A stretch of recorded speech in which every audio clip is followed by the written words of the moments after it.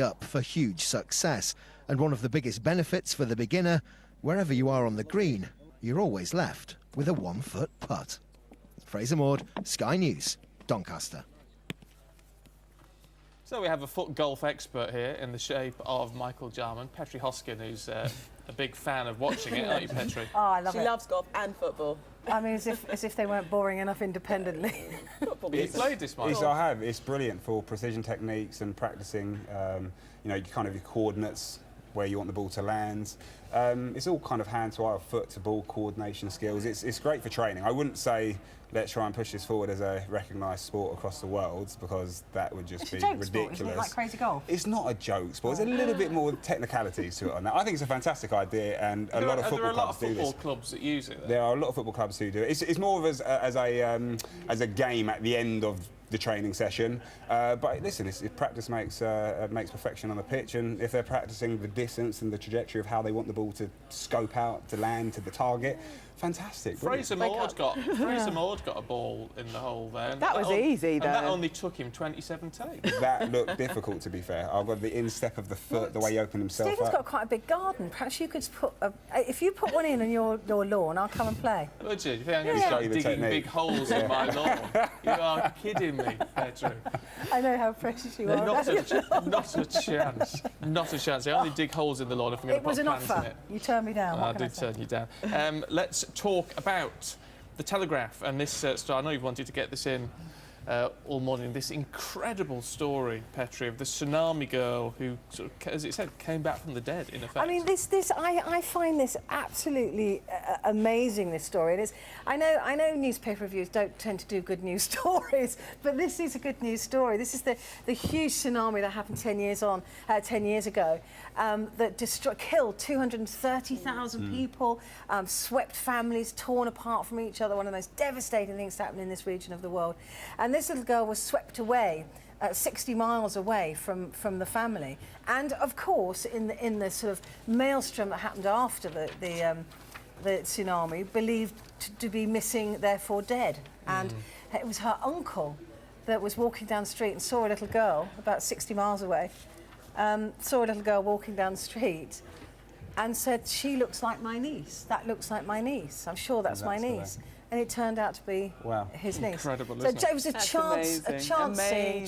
And it's just one of those stories. This has happened a couple of times with the tsunami, that other children have been discovered and they've been found to have been swept so far away, and they were so young when it happened. But to have that 10 years without your child, there's no taking away that pain, is there? There's no taking away that pain, and also the hope that must have died a long time ago as well, and now they found each other. And that's the point of this story, isn't it? As long as there's hope, there's a chance that you may be rekindled to a loved one again. Until it's concrete that this is over and it's done and they're lost, there's always a chance. But it's just that, again, it's that chance of the uncle seeing her walking down the street going, "She looks like mine," and that's what my niece would look like. Fate. Stephen's so cynical, he's going, "Oh." I'm not cynical.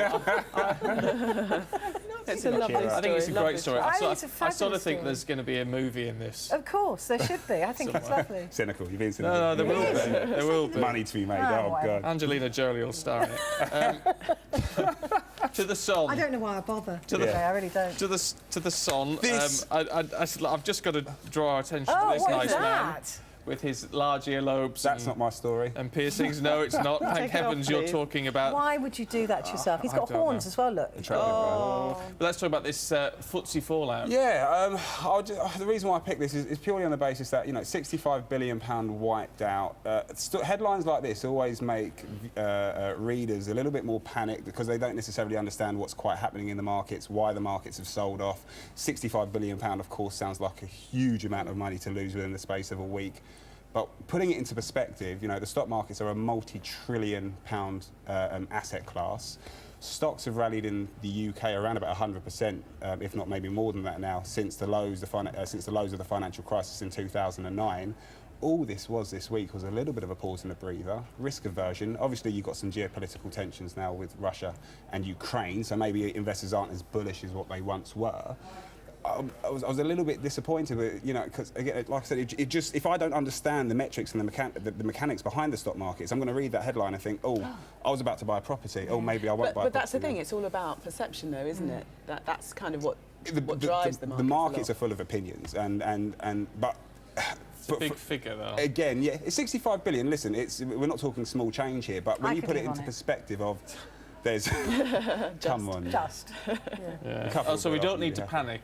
No, that's what it is. No, Right. no panic behind it, the situation. Watch the Iraq and the Ukraine situation unfold, because stock markets typically don't like war. It sends normal oil prices up. Airliners normally typically get hurt around as well on the back of that. So, but again, for now, there's no major panic. You know, carry on as it was. Everything's okay. The other thing about stock markets is they're a really good barometer for what's happening politically in the world. If you're unsure about what's happening geopolitically, the stock markets will tell you first. They are absolutely brilliant. Right. Let's have a look at what's happening with camper vans. More Well, this is a importantly. really bizarre story. This is a couple of times this has happened now, and I'm not entirely sure I understand the mechanics of it. But thieves, a gang of thieves, appear to be putting gas into caravans and camper vans, knocking out the people that are in those, and therefore they're asleep, and then going in and robbing them. It's just a vulnerability of you when you're in these camper vans and you're feeling Presumably, safe. I mean, they could kill you. quite Presumably, easily. I mean, you do hear about the people who do die when their gas system or their carbon heating system monoxide and all that. has broken down. So this is dangerous, and it's only really chance luck that people haven't died. But it's such a nasty incident. You go to sleep at night, and you couldn't. Wild horses wouldn't drag me to a caravan or a camper van. I have to be perfectly honest with you. Not my choice of holiday, but I'm presuming that you'd feel safe in one and you'd want to be in there. And this is just another thing to look out for if you're on holiday this time of the year with that kind of vehicle. Scary. It beggars belief that people would do that. Well- Actually, it really does. Let's quick look at this. Caught my eye.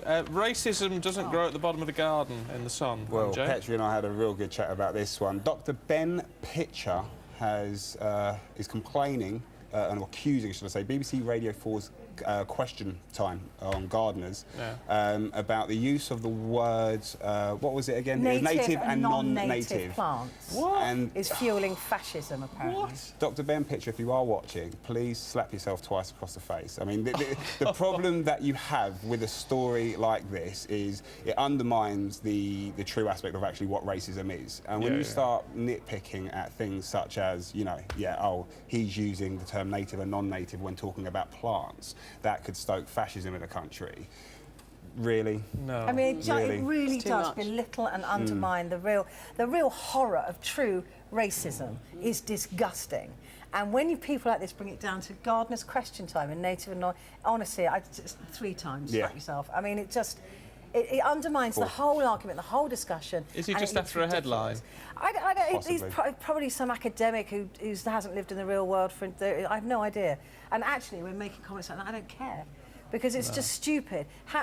That's going to fuel fascism across Europe, please. Well, it's just looking for racism Where it is, and Where it that's doesn't the need to point, be. isn't Exactly, it? exactly. Racism is a very specific and very nasty, insipid thing. I think we have a fantastic country so and do an I. approach when it comes to things like this. So to kind of, you know, put fuel into the fire, as it were, to try and stoke something boring, out of isn't it. it? It's just It's a bit actually like, boring. come on, Yeah. give me something. Common sense will prevail. He is a on that doctor, one. after all. Yeah, makes you wonder, doesn't it? Of what?